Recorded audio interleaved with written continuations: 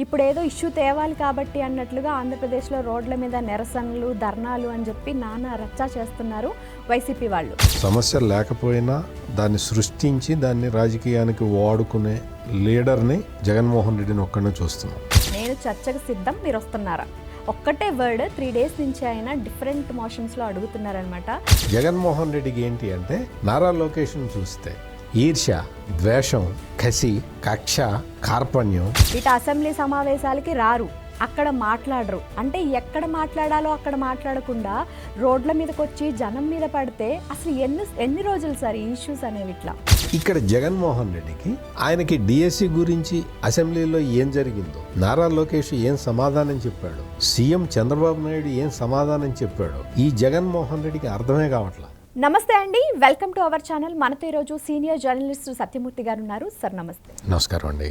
Sir, ఆంధ్రప్రదేశ్లో గత కొన్ని రోజుల నుంచి చూస్తున్నాం డిఎస్సి మీద, అంటే ఎగ్జామ్ జరిగి ఎప్పుడో అయితే ఇప్పుడు ఏదో ఇష్యూ తేవాలి కాబట్టి అన్నట్లుగా ఆంధ్రప్రదేశ్లో రోడ్ల మీద నిరసనలు ధర్నాలు అని చెప్పి నానా రచ్చా చేస్తున్నారు వైసీపీ వాళ్ళు. అయితే వీటన్నింటికి కూడా ఫుల్ స్టాప్ పెట్టాలి అని చెప్పేసి నారా లోకేష్ గారు నేను చర్చకు సిద్ధం, మీరు వస్తున్నారా? ఒక్కటే వర్డ్ 3 days నుంచి ఆయన డిఫరెంట్ మోషన్స్లో అడుగుతున్నారనమాట. మరి దీనికి జగన్ గారు ఎందుకు ఆన్సర్ ఇవ్వట్లేదు? ఇటు అసెంబ్లీ సమావేశాలకి రారు, అక్కడ మాట్లాడరు. అంటే ఎక్కడ మాట్లాడాలో అక్కడ మాట్లాడకుండా రోడ్ల మీదకి వచ్చి జనం మీద పడితే అసలు ఎన్ని రోజులు సార్ ఈ ఇష్యూస్ అనేవి? ఇట్లా దీనికి ఫుల్ స్టాప్ ఎప్పుడు పడుతుంది అంటారు? దీనికి ఫుల్ స్టాప్ పెట్టడు జగన్మోహన్ రెడ్డి. ఓకే. ఎందుకు అంటే రాష్ట్రంలో వేరే సమస్యలు ఏవి అతనికి కనపట్టాల. జగన్మోహన్ రెడ్డి ఏంటి అంటే లాభం లేకుండా ఏ పని చేయడు. అంటే ఏదైనా ఒక సమస్య ఉన్నది అంటే ఆ సమస్యని రాజకీయంగా ఎలా వాడుకోవాలి అని చూసే రాజకీయ నాయకుల్ని మనం ఇప్పటి వరకు చూసాం. కానీ సమస్య లేకపోయినా దాన్ని సృష్టించి దాన్ని రాజకీయానికి వాడుకునే లీడర్ని జగన్మోహన్ రెడ్డిని ఒక్కడనే చూస్తున్నాం. సమస్య నిజంగా అక్కడ ఉంటే ఆ సమస్య మీద పోరాడటంలో తప్పు లేదు. కానీ సమస్యని సృష్టించి నేనే పోరాడతాను అని చెప్పటం అనేది అది డెమోక్రసీలో అది ఇట్ ఈస్ నాట్ మీకు కరెక్ట్ కాదు. అది డిఎస్సిలో నిజంగా ప్రాబ్లం ఉన్నది, అక్రమాలు జరిగినాయి, అన్యాయాలు జరిగినాయి అంటే డిఎస్సి అయిపోయిన వెంటనే టీచర్ల అపాయింట్మెంట్ జరిగిన వెంటనే టేకప్ చేయాల్సిన ఇష్యూ ఇది. వాళ్ళు ఉద్యోగాల్లో చేరి 9-10 నెలలు అయిన తర్వాత ఇప్పుడు వచ్చి రోడ్డు మీదకి వచ్చి గొడవ చేయటం అనేది అది మరి ఏ రకంగా చూసినా కానీ ఇట్ ఈస్ నాట్ యాక్సెప్టబుల్. దేశంలో కాదు ప్రపంచంలో ఎక్కడా కూడా లేని విధంగా ఎక్కడ ఏంటి అంటే అధికారంలో ఉన్న పార్టీ మీద ప్రజలు తిరుగుబాటు చేస్తారు. విచిత్రంగా ఆంధ్రప్రదేశ్లో ప్రతిపక్షం మీద తిరుగుబాటు చేస్తున్నారు ప్రజలు. ఎందుకు అంటే అసలు సమస్య కాని దాన్ని సమస్యగా చూపిస్తూ జగన్మోహన్ రెడ్డి రకరకాల ప్రయత్నాలు చేస్తూ ఉన్నాడు. తను వచ్చి అబద్ధాలు చాలాసార్లు చెప్పాడు డిఎస్సి గురించి. ఆ తర్వాత డిఎస్సిలో ఉద్యోగం రాని వాళ్ళని 27 మందిని పక్కన కూర్చోబెట్టుకొని వాళ్ళతోటి చెప్పించాడు. అవన్నీ వీడియోలు ఎడిట్ చేసి మొత్తం అన్ని సోషల్ మీడియాలో సర్క్యులేట్ చేశాడు. ఆ తర్వాత డిఎస్సిలకి మీద డిఎస్సి నియామకాల మీద ప్రొటెస్టులు చేయించాడు. ఆ ప్రొటెస్టుల్లో డిఎస్సితో సంబంధం లేని వాళ్ళు, డిఎస్సి అంటే ఏంటో తెలియని వాళ్ళు, డిఎస్సి రిక్రూట్మెంట్ ఎట్లా జరుగుతుందో తెలియని వాళ్ళు, గవర్నమెంట్కి సంబంధించిన జీవోలు ఎట్లా ఇచ్చారు, ఆ జీవోలని ఎట్లా ఇంప్లిమెంట్ చేయాలి అన్న కనీస అవగాహన కూడా లేని వాళ్ళు, వాళ్ళందరూ వచ్చి కూర్చొని ఒకటే మాట, డిఎస్సిలో అక్రమాలు జరిగినాయి, డిఎస్సిలో అక్రమాలు జరిగినాయి, డిఎస్సిలో అక్రమాలు జరిగినాయి. డిఎస్సిలో అక్రమాలు జరిగితే ముందు రియాక్ట్ కావాల్సింది ఎవరు? డిఎస్సిలో ఉద్యోగాలు రాని వాళ్ళు రియాక్ట్ కావాలి, నిరుద్యోగులు అవ్వాలి సార్. ఇక్కడ ఏంటి మరి నిరుద్యోగులు వాళ్ళు ఉద్యోగాలు రాని వాళ్ళు డిఎస్సి పరీక్ష డిఎస్సి రాసి ఉద్యోగాలు రాని వాళ్ళు ఎక్కడన్నా రియాక్ట్ అవుతున్నారా? 9 నెలల నుంచి రియాక్ట్ కాని వాళ్ళు ఇప్పుడు రియాక్ట్ అవుతారా? 9 నెలలు నిజంగా పొరపాట్లు జరిగితే వాళ్ళకి అపాయింట్మెంట్లు రాగానే రియాక్ట్ కావాలి. ఆ అపాయింట్మెంట్ ఆర్డర్లు కూడా ఏదో సీక్రెట్గా ఇండివిజువల్గా ఒక్కొక్కళ్ళకి అపాయింట్మెంట్ ఆర్డర్ పంపించాల. కూటమి ప్రభుత్వం ఏం చేసింది అంటే ఒక పెద్ద బహిరంగ సభ పెట్టి ఈ 16,000 మందిని ఒక చోటకి పిలిచి వాళ్ళ తల్లిదండ్రులను పిలిచి అందరి సమక్షంలో వాళ్ళకి ఉద్యోగ నియామక పత్రాలు అందజేశారు. అదొక పెద్ద ఫంక్షన్ లాగా పెట్టారు. ఆ ఫంక్షన్లో పార్టిసిపేట్ చేసిన వాళ్ళు, ర్యాంకులు వచ్చిన వాళ్ళు, ఉద్యోగాలు తీసుకున్న వాళ్ళు, వాళ్ళందరూ కూడా తమ తమ జీవితం ఇప్పటివరకు ఎట్లా సాగింది, తాము డిఎస్సి కోసం ఎంత కష్టపడ్డాము, తమ పేరెంట్స్ ఏ బ్యాక్గ్రౌండ్ ఉన్నవాళ్ళు అనేది వాళ్ళు చాలా క్లియర్ కట్గా చెప్పారు. ఒక అమ్మాయి తల్లిదండ్రులు రిక్షా తొక్కుకునే రిక్షా కార్మికులు. ఆ అమ్మాయి డబ్బులు పెట్టి ఉద్యోగం కొనుక్కోగలుగుతుందా?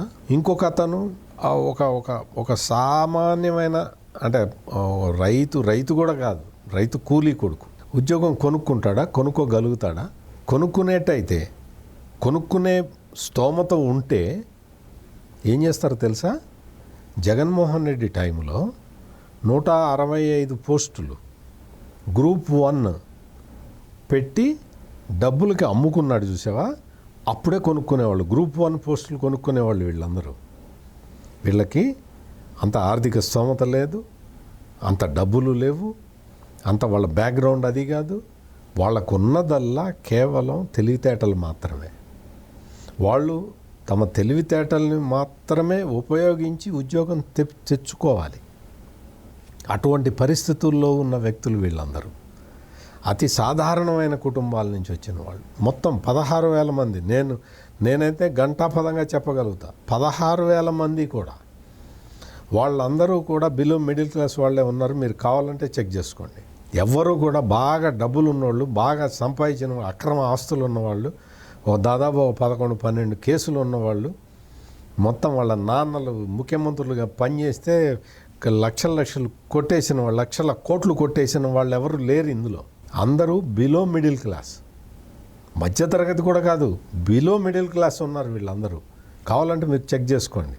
అంటే ఇంత సాధారణమైన కుటుంబాల నుంచి వచ్చిన వాళ్ళని వాళ్ళ తెలివితేటలతో వాళ్ళు ఉద్యోగాలు సంపాదించుకుంటే నీకెందుకు కడుపులో మంట?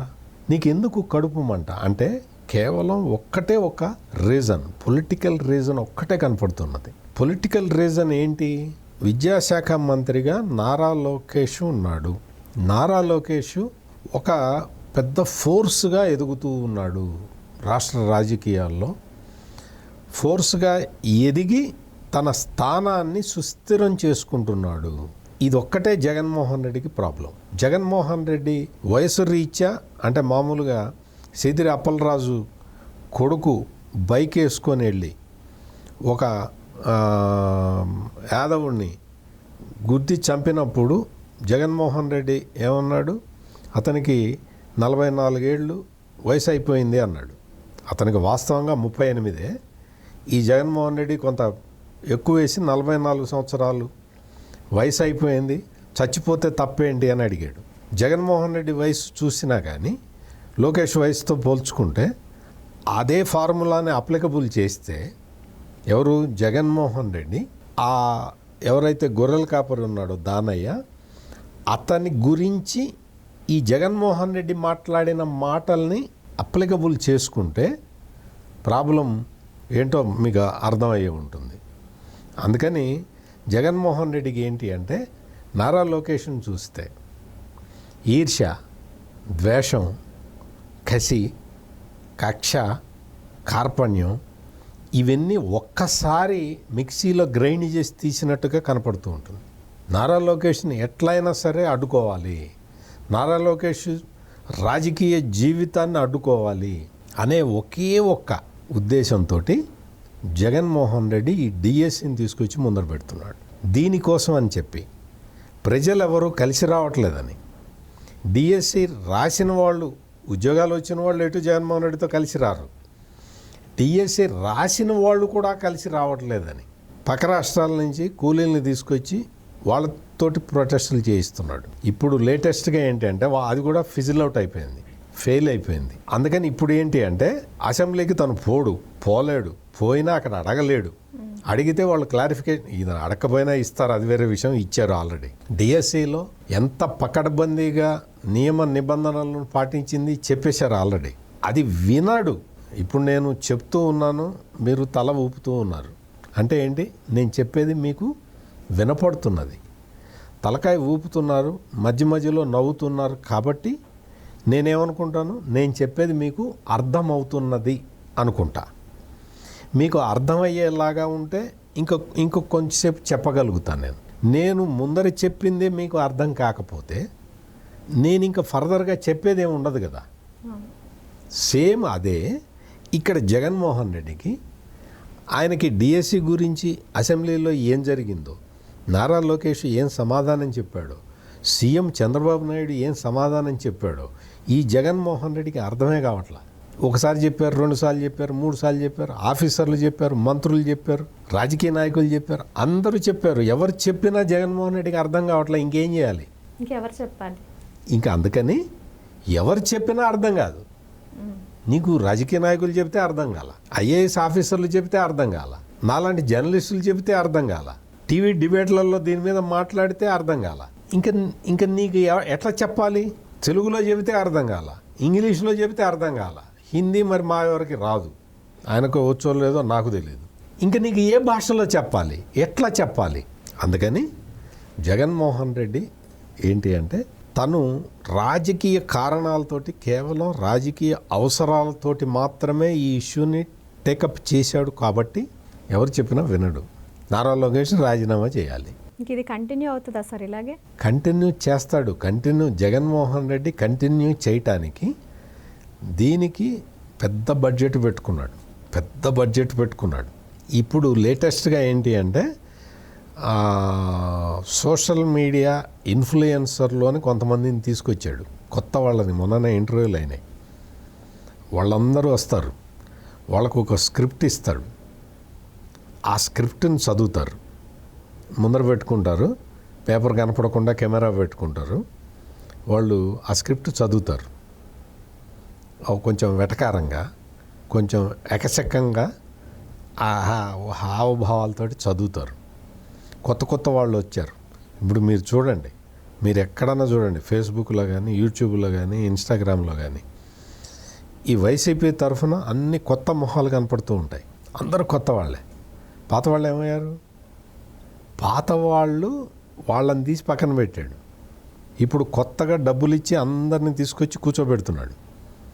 వాళ్ళ కెమెరా సెటప్ ఏం చేస్తాడో మరి నాకు తెలియదు, కానీ వాళ్ళందరూ వచ్చి పెద్ద మేధావుల్లాగా మాట్లాడుతుంటారు. డిఎస్సి గురించి తెలీదు, డిఎస్సి అంటే ఏంటో తెలియదు, కానీ వాళ్ళు డిఎస్సి గురించి మాట్లాడుతుంటారు, ఆ స్క్రిప్ట్ పెట్టుకొని చదువుతూ ఉంటారు. అందుకని జగన్మోహన్ రెడ్డి డిసైడ్ అయ్యాడు ఈ డిఎస్సి అనే విషయాన్ని. ఇందులో ప్రజల నుంచి ఎటువంటి స్పందన రావట్లేదు. గవర్నమెంటు మొత్తం పూర్తి స్థాయిలో క్లారిఫికేషన్ ఇస్తూ ఉన్నది. ఆఫీసర్లు చెప్తూ ఉన్నారు, మంత్రి చెప్తూ ఉన్నాడు, ముఖ్యమంత్రి చెప్తూ ఉన్నాడు. అంతా కూడా జగన్మోహన్ రెడ్డికి వ్యతిరేకంగానే ఎకోసిస్టమ్ అంతా ప్రతిధ్వనిస్తూ ఉన్నది. జగన్మోహన్ రెడ్డి చెప్తున్నది తప్పు, జగన్మోహన్ రెడ్డి చెప్తున్నది తప్పు అని మొత్తం ఎకో వస్తున్నది జగన్మోహన్ రెడ్డి. అందుకని దీన్ని ఏం చేస్తున్నాడు అంటే, కొత్త క్యాండిడేట్లని సోషల్ మీడియా ఇన్ఫ్లుయెన్సర్ల పేరుతో రంగంలోకి దించి ఈ పోరాటాన్ని, అంటే ఆయన దృష్టిలో ఇది పోరాటం. ఎంతమంది కొత్త వాళ్ళు వచ్చినా లేని తప్పును ఉందని ఎలా నిరూపిస్తారు సార్? అంటే ఇదివరకు హిట్లర్ దగ్గర ఒక ఆయన గోబెల్స్ అనే ఒక ఆయన పనిచేసేవాడు, మంత్రి, ఆయన సమాచార శాఖ మంత్రి. ఆ గోబెల్స్ ఆయన ఏం చేస్తాడు అంటే, ఒక అబద్ధాన్ని 100 సార్లు చెప్తే అదే నిజం అవుతుంది. హిట్లర్, నీకెందుకు, నేను చేస్తా కదా, నీకెందుకు, నువ్వు అట్లా ఉండు. ఒక అబద్ధాన్ని 100 సార్లు చెబితే అది నిజం అని కొంతమంది నమ్ముతారు అన్న సిద్ధాంతాన్ని ప్రతిపాదించిన వ్యక్తి గోబెల్స్. ఆ గోబెల్స్ అదే విధంగా అబద్ధాలు ప్రచారం చేశాడు. ఒక జాతి మొత్తాన్ని నిర్మూలించటానికి, ఈ భూప్రపంచం మీద నుంచి ఒక జాతి ఉండకూడదు, ఆ జాతి ఉండకూడదు, వాళ్ళని జినోసైడ్ చేయాలి అంటే సామూహిక హత్యలు చేయాలి అంటే అబద్ధాలని స్ప్రెడ్ చేయాలని చెప్పి అబద్ధాలని స్ప్రెడ్ చేశాడు. ఆ అబద్ధాలు నమ్మే విధంగా చెప్పించేవాడు. ఒకళ్ళతో కాదు 100 మందితో 1000 మందితో 1,00,000 మందితో చెప్పించేవాడు. అట్లా చేసిన దాన్ని ఒక సిద్ధాంతంగా చెప్పేవాళ్ళు. ఆ సిద్ధాంతం గోబెల్స్ సిద్ధాంతం.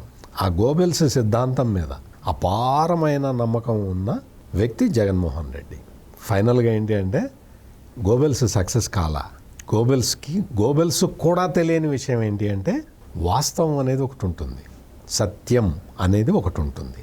ఆ సత్యంని నువ్వు అసత్యంగా మార్చటానికి నీ శక్తి సరిపోదు. నువ్వు ఎన్ని లక్షల సార్లు ఒకే అబద్ధాన్ని చెప్పించినా కానీ సత్యం అనేది మరుగున పడదు, అది బయటికి వస్తూనే ఉంటుంది. గడ్డివాములో నిప్పు లాంటిది సత్యం. ఆ నిజము గడ్డివాములో నిప్పులాగా పైన గడ్డి మొత్తం గడ్డే ఉంటుంది, కానీ లోపల నిప్పు కణిక అది దహించి వేస్తూనే ఉంటుంది. గడ్డివాము మొత్తం కాలిపోయి బయటకు వస్తుంది. అబద్ధాలు అనే గడ్డిని అబద్ధాలు నువ్వు ఎన్ని చెప్పినా ఎన్నిసార్లు చెప్పినా నమ్మరు, ప్రజలు నమ్మరు. నిజం అనేది ఒకటి వాస్తవం ఉంటుంది, అది బయటికి వస్తూనే ఉంటుంది, నువ్వు దాన్ని ఆపలేవు. ఇది గోబెల్స్ థియరీకి యాంటీ థియరీ. అందుకని గోబెల్స్ థియరీని నమ్ముకున్న జగన్మోహన్ రెడ్డి ఫెయిల్ కాక తప్పదు. Okay, thank you sir. నమస్కారం.